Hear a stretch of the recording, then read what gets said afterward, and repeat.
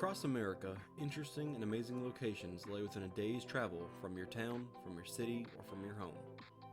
The first step in discovering these places is to walk outside your front door and explore.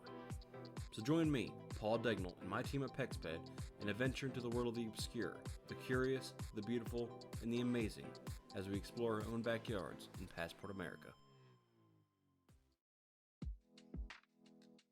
Roanoke is a small, populated city located in what seems to be the middle of nowhere in southwest Virginia.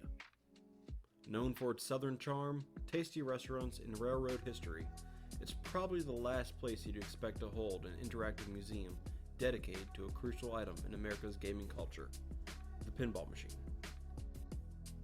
The Roanoke Pinball Museum is located downtown within the center in the square, a multi-floor complex filled with shops and museums. The museum opened its doors in 2015, and with the help of Nic Schell, the museum's executive director, it remains a popular yet obscure tourist location. The museum has over 60 unique pinball machines ranging in production dates all the way back to 1932. The best part of it all, every pinball machine is playable with a purchase of an admission ticket. I arrived in March of 2018, and it was on the heels of a cross-country pinball tour across America. It was like a 30,000-mile, 60-city travel where I was like changing jobs. You know, I've been working for Citibank for 16 years and IT for another 10. I thought, I'm gonna do something different. So I just, got out my phone, Facebook, said, anybody need any help, and traveled all across the USA. So that's how I found Roanoke. It was like right at the end of my tour. And so I arrived in March 2018. And they needed a little bit of help, like when I got there. What made you interested in picking Roanoke specifically? Well, it's partly family. My dad lives 2 hours away in Durham, so I can keep an eye on him. But Roanoke's real pretty. It's like it's just real chill, and I'm from Dallas, Texas, so it's a little more tightly wound. Driving is insane, and like Roanoke is just. You don't have to check your traffic app every 5 seconds to see if you're going to survive, So I was like, I kind of like it. This is kind of nice. It's kind of like an early Portland, early Austin kind of thing. So yeah. What made you interested in pinball? Something you grew up with, or? Well, I'll give you a photo that shows me and the family. It's a photo from the Dallas Morning News in the 70s. But anyway, it's a picture of me with 3 pinball machines. I had 3 classic pinball machines in my house, and. My dad's getting older and he's kind of retiring, downsizing. So a few years ago, I asked him if he still had those machines, and he did. And I'm like, okay, let me see if I can get one of them going. And of course, I opened this thing and I'm like, it's like a spaghetti, maze of wires in there. It looks sparks. It's like, oh, I don't know how I'm going to deal with that.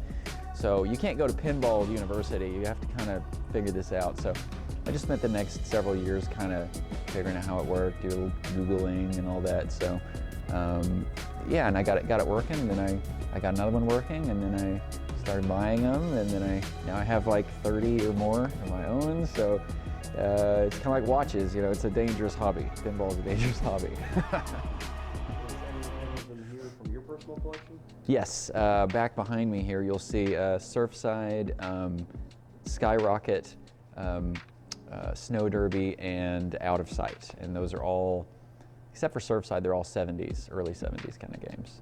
Okay. What is the oldest machine you have here? The oldest machine we have is over there, and it's called Skill Score. It came from North Carolina. It was a small amusement manufacturer, and it's all wood, and there's no electricity, and it's just, you just pull the little spring back and the little wooden ball falls into the ball. And that is one of our most popular games. People just love that. So I wish I could have people win like a free beer or something if they, not gonna do that, but that'd be cool if we could, because people play it all day long.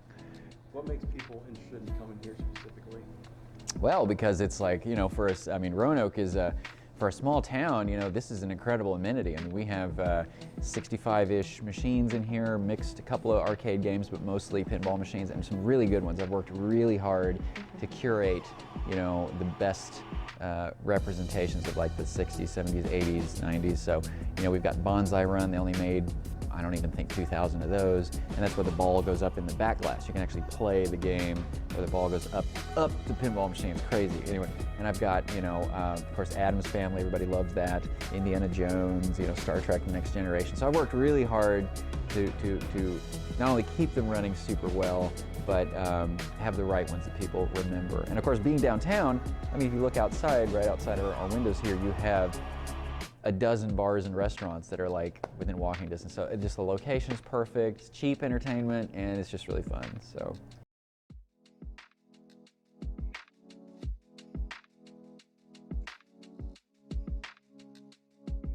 Pinball is a lot like the car hobby. It really is. It's like, all those decisions about, do I repaint it, or do I keep it original, or do I rechrome it, or do I keep it original? And it's all about parts. You got this, I need one of these little things, you got one of those things, and lift the hood, you show what you did, people walk in, they go, oh yeah, it's 62 Kingpin right there, I got one of those, oh, that's GTO, same thing. We all get to, but pinball's better, I think, because you can let people play your games, You don't want people driving your car, take it to a car show, but here it's like, you can get 6 games in the space of one car and have a party. And for a tenth of the price too. I mean, you can pick up one of these games still today for a matter of a few $100s, and if you have the patience to fix it up, you'll have a classic machine in your house, and it's pretty hard to beat that. Yeah, when these things came out, the funny thing about pinball is that it has always cost about $5,000, $6,000-ish dollars. If you inflation adjusted, these cost right around $5,000 back in the day. So if you adjust for inflation, like some of these games down here, I think, let's see, this one here was Kings and Queens. This era would have been, I don't know, this machine might have been about $650, $500, something like that, but that would have been in the 60s. Today, that's about $4,800. So, pinballs always cost about the same. So if you buy one of these old machines for a couple $100 and fix it up, it's like you're getting this fantastic piece of history and pop art for, next to nothing. But it's all in the labor. You got to work on it. And there's a lot of labor involved. That's another thing we do. We will upgrade games with LEDs rather than just leave the bulbs, because the LEDs just they're more, dynamic. They're brighter, people like them, but it just still looks like the original games. So sometimes we'll keep the bulbs in, sometimes we'll change them out. Yeah, Creature from the Black Lagoon, that's a classic. And just a lot of old movie humor in there. Really, really terrific game. And this is from World Cup Soccer, excellent game. The soccer theme doesn't hook a lot of people, but it really is a fantastic game. So there's sometimes you can't just look at the theme, you have to figure the gameplay.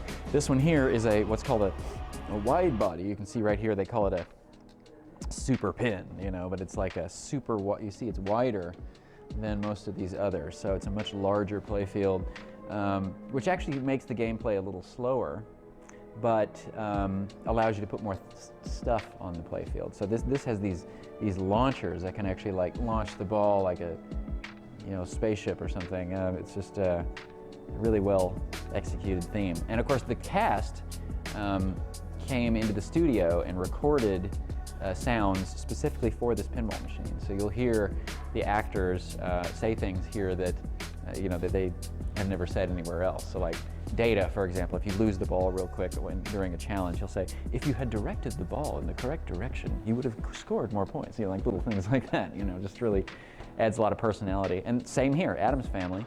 This is one of our absolute most popular machines. And people who even casually play pinball probably know about the Addams Family. This one was really the game that sort of took pinball into the next generation, because it was so successful.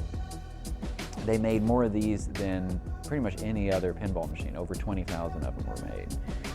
And it's just got, again, all the cast members came in, and they have unique little call-outs. And you know, when people come in here, a lot of them ask, you know, do you have the Addams Family?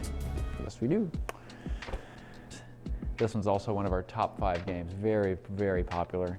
Has call-outs from the first 3 movies, and all the little things you have to complete, you'll, you know, recognize from the film.